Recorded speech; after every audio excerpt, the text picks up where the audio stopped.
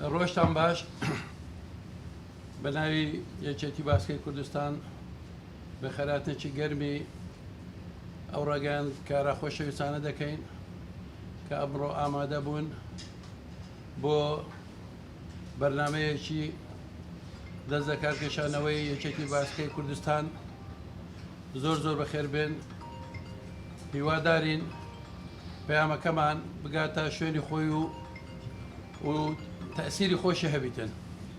بۆیە ئێستاکە بەیاننامەکەتان بۆ دەخێننەوە، ئەوجە پاشان مەجال دەدەین ئێوە هەر پرسیارێکتان هەبی لە خزمەت ئێوەدا دەبین وەڵامتان دەدەینەوە. ڕوونکردنەوەکەمان ئاشکرایە یاری باسکە مێژوویەکی پرشەنگداری هەیە لە کوردستان. لەو ڕۆژەی یەکێتی باسکەی کوردستان دامەزراوە، ئێمە وەکو سەرۆک و ئەندامانەی دەستەی کاژێری یەکێتی باسکەی کوردستان بەبێ جیاوازی ڕنگ و ناوچەگەری کاری خۆمان ئەنجام داوە. بەڵام بەداخەوە ئەوە ئێمە دەمانەوێت تا خزمەتی ئەو یاریە بکەین. زۆر تەگەرە و گیر و گرفت دێتە ڕێگامان، ناتوانین خزمەتی ئەو یاریە بکەین. پێشتر ساڵانە خۆڵ و پاڵەوانەتی جیاجیامان لەسەر ئاستی کوڕان و ئافرەتان ئەنجام دەدا، بەڵام لە ساڵی 2015ەوە نەماتوانیوە خۆڵ و پاڵەوانەتی سەرتاسەری کوردستان ئەنجام بدەین. ئەویش هۆکاری سەرەکی خەرج-نەکردنی شایستە داراییەکانە لەلایەن وەزارەتی دارایی و ئابووری.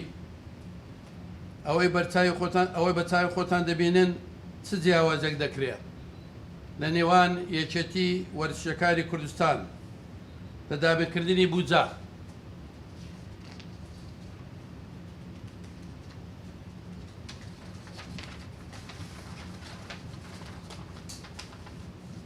لە کۆتاییدا بەهۆی ئەو ناداتپەروێریانە مەزاجی کارکردن لایەنی پەیوەندیدار بۆ ئەوەی کە دوونەوەی وەرزشکارانی یاری باسکە چ لە یاریزان یان ناوبژیوان بەرەو نەمان دەچن. بۆیە گوناهی ئەو هەموو ناڕێکیە لە کاری یەکێتی وەرزشەکان دەگەڕێتەوە بۆ لەژنەی ئۆڵمپی کوردستان. زۆر سپاس. بەڵێ جان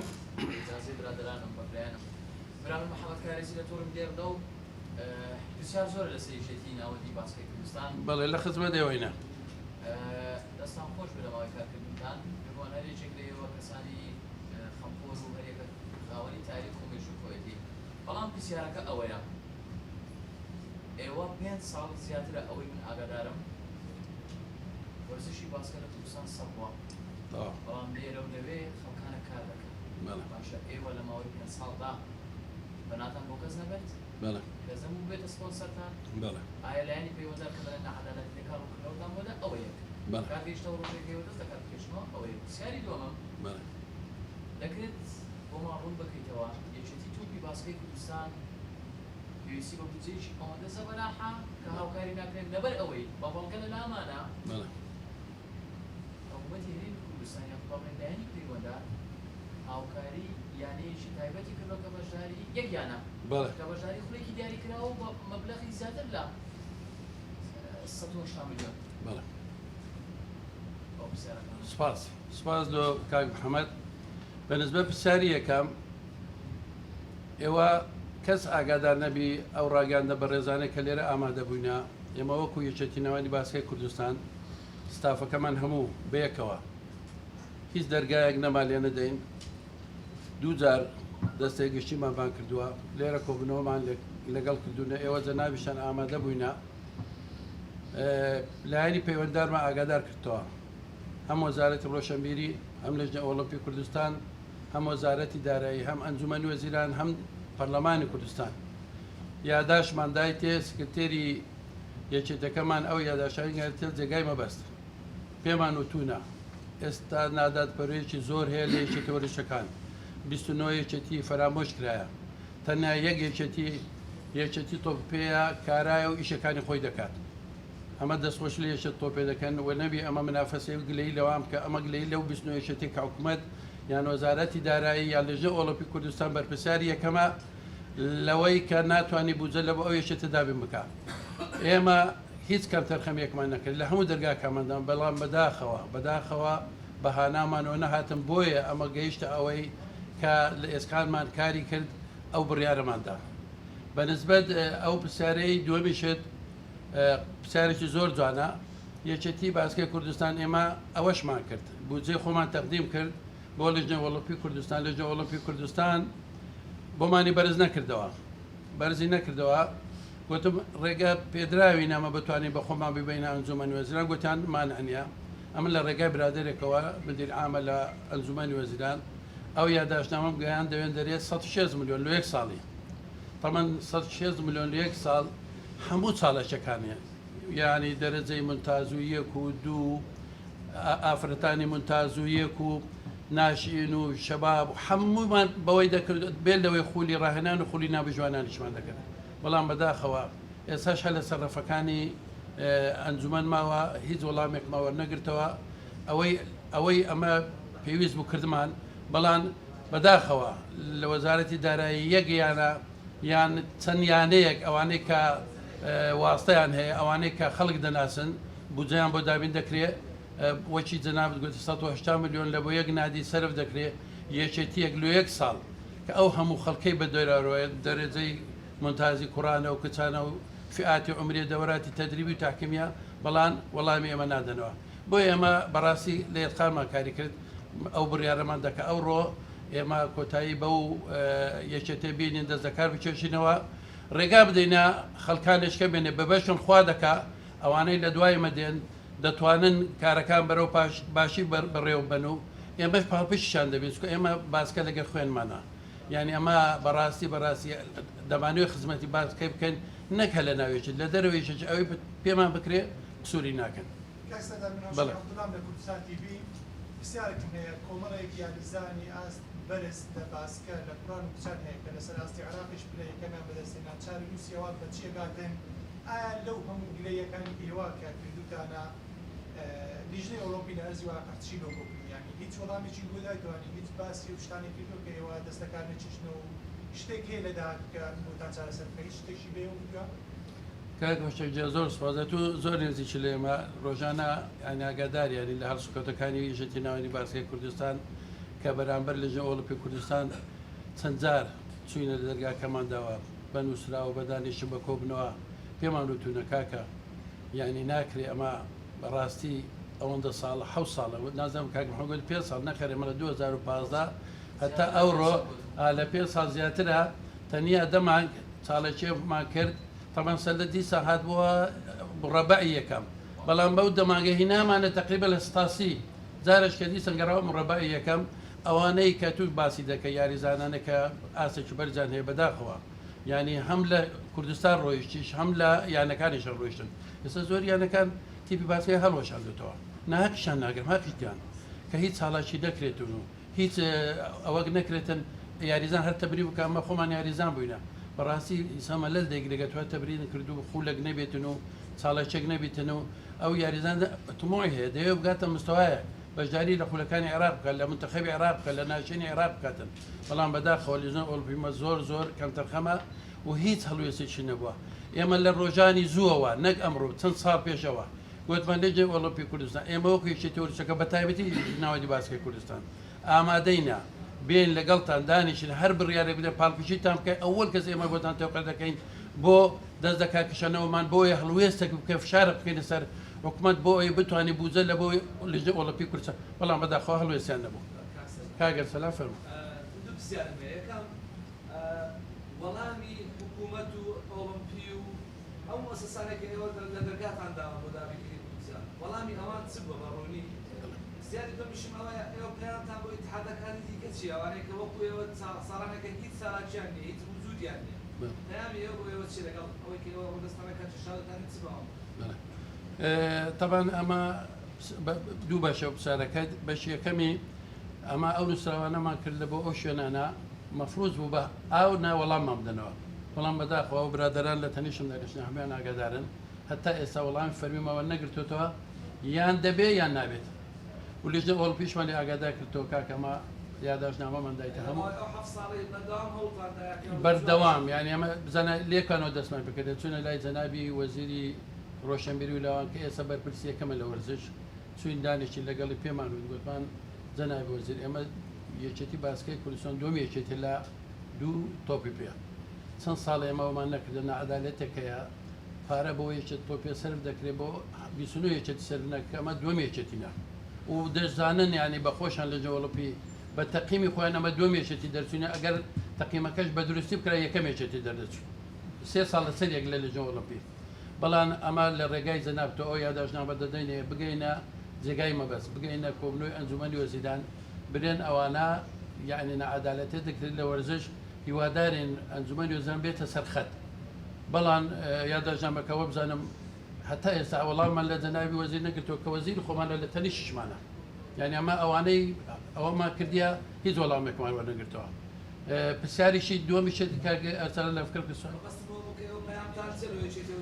بەڵێ ئەوجا ئەمە بەڕاستی چەپلە بە یەک دەستگیر نادرێت ئەمە گە فشاری ینی کۆمەڵ نەکەین ئەمە بەلۆ بەژنە ئۆلمپیمان گۆگوتمان کۆبنەوەی بکەن یەکێتی وەرزشەکان بانگ بکەن ئێوە بە یەکێتی وەرزشەکان ئۆلمپینا ئەگە یەکێتی وەرزشی نەبی ئۆلمپی چییە ساڵێکی بۆ چێ دەکاتن کاکە فەرمونون یەکێتی وەرزشەکان هیوادارم لە پاش ئێمە هەڵوێستیان هەبی فشارێک بۆ ئەوەی نەک ئەوانەی ئەمە ڕۆیشتین بەڵام ئەوەی لە دوای مە دێتم با بجیان بۆ دەبکە با چاڵەکان دەست پێکاتەوە ئەو گەنجانەی ما تیتر نەچنە کافتریا و تووشی ڕۆیشن نەبن بۆ دەرەوەی وڵات لە ناوزیەکان بخرچێ پێمان باشە پارەیان بۆ دابێن بکرێ چاڵاکیەکانی خۆیان بکەن لەبەر ئەوانە مستەقبەلی دوا ڕۆژی ئێمەنا هیوادارم پەیامەکەم بۆ یەکێتی وەرزشەکان پێیان بگاتن و ئەوانش هەڵوێستیان هەبی بتوانن کاروانەکە بگەینە جێگای مەبەست فەرموو شانۆکەتان سەرزەم ئەندامەکانی وە پێت وایە داهاتووی یەکێت و کلاسکەش چ لەسەر دێت ئێوەکان کە دەستانی دەرچراوە بەڵێ سپاس کاکەسێت بەڵێ دەست دەکات شانۆکەمان سەردەم ئەندامانی یەکێتی باسکەی کوردستانە و ئێمە برادەران کۆبنەوەی خۆمان کردووە بەبێ فشاری لەسەر هیچ ئەندامێک گوتمە هەر کەس ئازادە ئەمە وەک سۆرۆکێکێتی دەست دەکات لە چەشمەوە دەستخۆشی لە هەمویان دەکەم هەمویان هەڵوێستێکی جوامێرانە و مردانە و پیاوانە هەمووی گوتن ئێمەش دەست دەکات دەچێتنەوە بەبێ ئەوەی فشار لەسەر هیچ کەسێک بێت ئەو برادران دهۆک برادران کەرکووک کاک دلێرەوە لە سلێمانی تەشریفی هێنایە هەمویان هەڵوێستا هەموو بێکەوە دەستمان لە کار بچێتەوە دوا ڕۆژی ئەمە پێمان وتن ئەمە ئەس دەکەن ئێمە ئەو دەست دەکات کشانمە بتە خێرێک بتە ڕووناکیەک بۆ گەڕانەوەی چاڵەچەکان لە بۆ لیژنەی ئۆلمپی کوردستان و یەکێتی باسکەی کوردستان ئێمە خۆمان بە ئەندامێکی ئەو یەکێتە دەزانین هەر هاوکاری پێویستیان بە ئێمە بی ئەمە لە خزمەت چکە ئەوە یاری خۆمانە پێویستە هەموو خزمەتە چکە کاک قەهار فەرمووی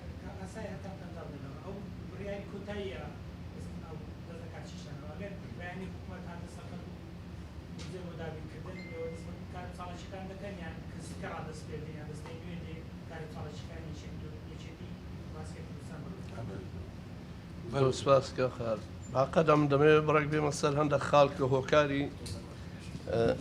هۆکاری دەست لە کارکێشانەوەکەمان سێ چوار دەستگا هەیە ڕەبتن بە وەرزشی کوردستان لیژنەی وەرزشی پەرلەمان وەزارەتی ڕۆشنبێری لیژنەی ئۆلمپی هەرێمی کوردستان وەزارەتی دارایی ئێمە وەکو یەکێتی باسکەی کوردستان لە کابینەی 89 سەردانی لیژنەی وەرزشی پەرلەمانمان کردووە لە هەردوو کابینە بۆ ئەو کێشانەی کە شێوە ماوەیەکی زۆرە و کێشانە لە یەکێتەکان هەیە هۆکاری یەکەم لاوازی برادەرانی لیژنەی ئۆلمپی هەرێمی کوردستانە بە ماوەی 4 کابینە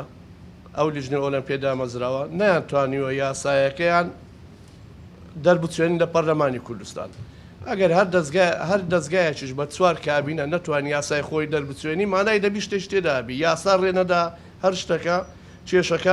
کێشەکان هەموو گەڕاوەتەوە بۆ یەکێتی وەرزشەکان یعنی ئێمە باجەکەمان داوە یاریزانان باجەکەیان داوە ناوبژیوانان هەموو ئەوانە باجەکەیان داوە هۆکار یەکەم وەکو پێم گوتن لاوازی لیژنەی ئۆلمپی هەرێمی کوردستانە یعنی ماوەی 7 ساڵە ئێمە ئەو چالاکیانە نییە دیارە هەولیان داوە تەنها کرێی بارەگایان توانیە وەرگرن. کرێی بارەگا من چ لە بارەگای لیژنە ئۆلمپی بکەم ئەگە کرێی 10 ساڵی کەشیان بدەنێ ئەگەر چالاکی نەبوو یەکێتی وەرشەکان چالاکی نەبیتن. خاڵی دووەمیان دەگەڕێتەوە بۆ وەزارەتی ڕۆشنبیری. تەبعاً یەکێتی وەرشی هەیە لە ڕێگەی وەزارەتی ڕۆشنبیری پارەی وەرگرتووە، بودجەی بۆ دابین کراوە هەر لە ڕێگەی ئەو وەزارەتە. ئێمەش لەسەر هەمان ئەوە چوین هەرچەندە بە هەڵەشی دەزانین لە بەرەوەی مەرجەی یەکێتی باسکەی کوردستان لیژنەی ئۆلمپیە، بەڵام کە ئەتو مەرجەعەکەت خۆل لە تو نەکاتە ساحێب. بەڕاستیش پێتان بڵێم ئەو مەرجەعەتە ئێستا لەگە هەندێک یەکێتی وەرشی وەکو خەسم کاری کردووە، نەک وەکو مەرجەع کار بکاتن. یعنی ئێمە زۆر کارمان کرد و زۆر هەوڵماندا وەرشەکەی خۆمان بۆ ئاقارەیدا نەڕواتن. ئەوانیش وەزارەتی ڕۆشنبیریش بۆ ئێمە نەهاتە سەرخەت. مەزاجی وەزارەتی دارایی، یعنی ئەمە دەمانەوێت ئیش بە دامەزراوی بی بە سیستەم بی، یعنی یەکێتێکی وەرشی لە زاخۆی هەتا خانەقین ئێمە چالاکی دەکەین. وەزارەتی دارایی نووسراومان و ئەو شتانە یەک نووسرای بۆ یەکێتی وەرشەکان ڕەزامەندی لەسەر نەدا. ئێستا کاکە یانەی وەرشی لە کوردستان وەرزش لە کوردستان نەمایە، ئەگە هەشتا یانەبی نۆهەت یانەبی تەنها هەشتا نۆهەت تیپی میلی هەیە لە تۆپی پێ، وەکو ئاستی تیپی میلیە ئاستەکان. ئەوانە شەون بە عیلاقات وەردەگیرێ. ئەو یانەی ئیسtismاری زۆرە بودجەشی دەدەنێ، ئەو یانەی ئیسtismاری نییە یان عیلاقاتی نییە یانە هەیە ئیسtismاریشی نییە بەس بە عیلاقات پارێت دەنێ. ئێ باشە دەبی لێ پێچەوە ئەو میزانەیە کە بۆ ئەو یانەیە دابێت یانە هەیە وەکو ئێوە گوتان 180 ملیۆن دیناری وەرگرتووە لەگەر ئەوەی ئیسtisمارێکی زۆریشی هەیە، یانە هەیە لەوەی زیاتری وەرگرتووە هەمان ئیسtisماری هەیە. من چ لە وەرشێک بکەم بودجەی نیوەی بودجەی وەرزشی کوردستان زیاتر بە 180 ئەو میزانەی وەرزشی کوردستان تەنها لە تیپێکی تۆپی پێ لە شارێک سەرف کرێ کە بەشداری خولێکی عێراقی دەکات. خۆ پێویستە بەڵام ناکرێت لەسەر حسابی یاریەکانی تربی. ئەوە زەروریە. بەنسبەت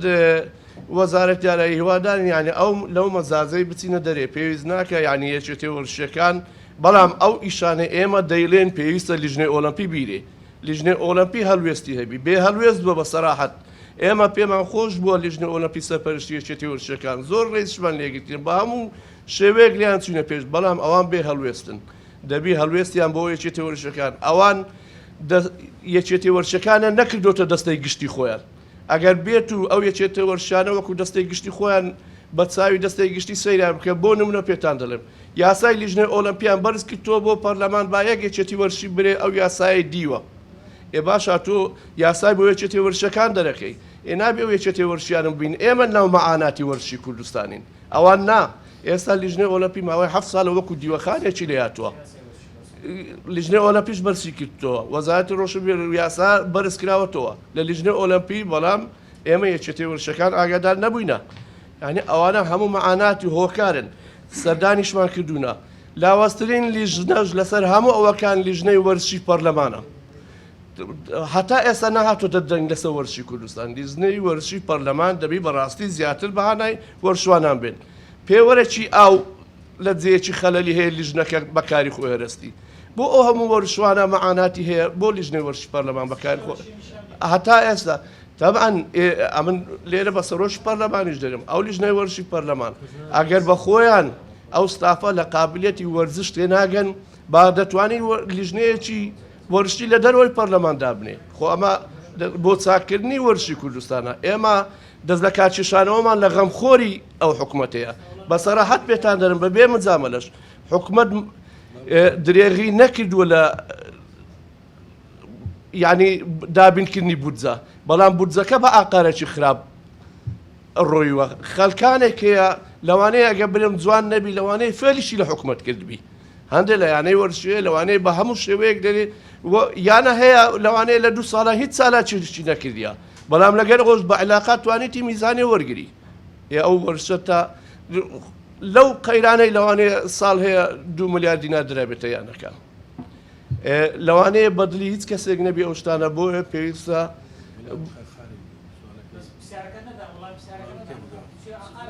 بەێ ئاخرا قسەم هەبوو لێ چما ئاخارەکە هەیە پێویستە کاکە کاکە ئەمە دەستمان لە کار کێشاوەتەوە بە نیەتی گەڕانەوەمان نییە بۆچێتی ئەمە ماوەکی زۆرە خزمەت واخیرۆ 6 ساڵ ئینجازێکی باشمانە بوو ئەو تاریخ و نامانەوێت کەسایەتی خۆمان لە کەدار بکەین لەسەر وەرزش ئێمە خزمەتی زۆرمان کردووە لە یەکێتی باسکەی کوردستان هیوادارین ئەو کەسانەی دێتە جێگای ئێمەش لە ئێمە باشتر بی بە هەموو شێوەیەکیش ئێمە هاوکاریان دەبێت میزانێشوان بۆ سەرفکردن و ئەوشوان بۆ سەرفکردن ئێمە بڕیاری دەست لە کارکێشانەوەی خۆماندایە یعنی بەڕاستی بێت ئەوە بە قەناعەتەوە ئێمە بڕیارمان داوە با جێی لۆ خەشی دیکەش چۆرکەین ماوەیەکی زۆر ئەمە لێ یەکێتی ئیشێ دەکەین برادرانی لە لیژنە ئۆلمپیش ماوەکی زۆرە من هەز ناکەم بەو برادرانە بتوانن وەرشی کوردستان ڕاستەڕێ بکەن یعنی پێویستە گۆڕانکاری بکرێت پێویستە هەڵبژاردن بکرێت 16 سال نەتوانی هەڵبژاردن بکەیت لە بۆ یەکێتی ورشەکان باسی یاسا دەکەن کاکە بەخۆی ئەگە بیانەوەی بە تعلیمات دەتان هەڵبژاردن بکەن هیچ شتێکیوان ئەمن ڕێی خۆ وەکو چی ئەوانەی بزی ئۆلمپی ناتوانێتن بە ئەو بەو شتە هەسیکرد ینی ئەمە ڕێی خۆم دەرن ڕۆشکە هیچکە ڕێکی بەرام ئەمە هەز دەکەم چەند ساڵە شتێکی وامان لێنێت توێ پێویستە کاکە هەلوێز وەرگرن ئەوانیش پێویستە ئەوها ئەو یەکێتی وەرشانە فەرامۆژ نەکرد لایوان کاکە ئەوان ئەگەر تۆزێک بیانەوە حرەکەیەک بکەن بەو شوی نابێت بە یەکێتی وەرشەکان خڕکەنەوە یاداشتی یەکێتی وەرشەکان بگەێنن بە دەستگایمانی ئەوان خۆ مەکتەبێک نینە لەو گۆڕی ئاگایان لە هەموو شتێک بی بەڕاستی پێتان برم ئەم گۆشت زیاتر لە ناو لیژنە ئۆلمپی لە هەموو دەستگایەکان نێزیکترن دەزانن چێتێکی وەرشی کار دەکات کاکە هەرگاڵی زبەت سوالەکەت ئێمە بە قەناعەتەوە تەمەنە بڕیارەماندایە بەڕاستی دوو یعنی هۆکارەکانمان هەموو باس کرد چوالە بەڵام پێشمان خۆشە لە دوایمە خەڵکەشکە بێتن ینی زۆر لە ڕاگەانەکان و لە لایەن هاوڕێیان و دەرێنەوە زۆر ماینەوە بەخۆی ئەمە مانەوەمانیانی هیچ هەدەفەشی لە دوای نەبووە لە خەیری خزمەتکردن ئێستا کەش ینی بەڕاستی حەفسا کە چالاکیەکان نابێتن ئەمە ڕابردەکی باشمان هەیە لە وەرزشەوانە هەموو ئاگادارن و بەرادران لەگە ئێمە ینی نامانێت ئەو ڕابردە خۆمان بچوێنین ئەو خەڵکێکە گلەیەکە لە ئێمە یاریزانە ڕاهێنەرە ناوبژوانە جمهورە ڕاگەانە هەمووی هەر خۆیتی چکەوان حەقیان لەمە پرسیارکە ئێمەش دەچێ پرسیارکە لە مارجای خۆمان کە لێجێ وەڵپی کوردستانە بۆیە ئێمە ئەوەمان بە قەناعەتەوە داوە و بە هیچ ئەگەر سبینە 1-2 میلیارد بۆ لێجێ وەڵپیدا بکەمیشوالە ئێمە ئەو کشتنەوەی باسکەی کوردستان بڕێر خۆمان داوە پێمان باشە خەڵکە چەند گەنج بێتە پێشەوە بتوانین کارەکانی ئێمە تەواو بکە و ئێمە هاوکاری بین و دەستخۆش شەلێ وابزانم کەسین لێرە ناوی من عەبدوڵڵا کەریم دەروێش سەلیم ئەمینداری دارایی یەکێتی گۆڕەپان و مەیدانی کوردستانم بۆ پاڵپشتیکردن لە هەڵوێستی ئەو برادرانە منیش دەست دەکار کێشانەوەی خۆم ڕاگەیاند هەر لەو ڕۆوە و هیوادارم هەموو یەکێتی وەرزشەکان و سەرۆکی یەکێتی وەرزشەکان و ئەندامانی تری یەکێتی وەرزشەکان ئەم هەڵوەستە جوامێرانە بگرنە بەر و ڕێگەی ئەو برادرانە بگرن دەست لە کارکێشانەوەی خۆیان ڕابگەنەوە چونکە بوونی یەکێتیە ناوەندیەکانی وەرزشی لە کوردستان هیچ مانایەکی نماوە ماوەی 7 ساڵ 8 ساڵ یەکێتیەک چەق بەستووبی نەتوانی کار و چاڵاکیەک ئەنجام بدە نەتوانی نووسراوێک بکە نەتوانی شەقاوێک بهاوێ نەتوانی دارێک لەسەر بەردێکدا بنێ و بۆ وەرزشی کوردستان ومانیان بێمانایە و بۆیە دووبارەی دەکەمەوە پاڵپشتی لەو جوامێرانە دەکەم و منیش دەست لە کار کێشانەوەی خۆم ڕاگەیاند و هیوادارم یەک لە برادران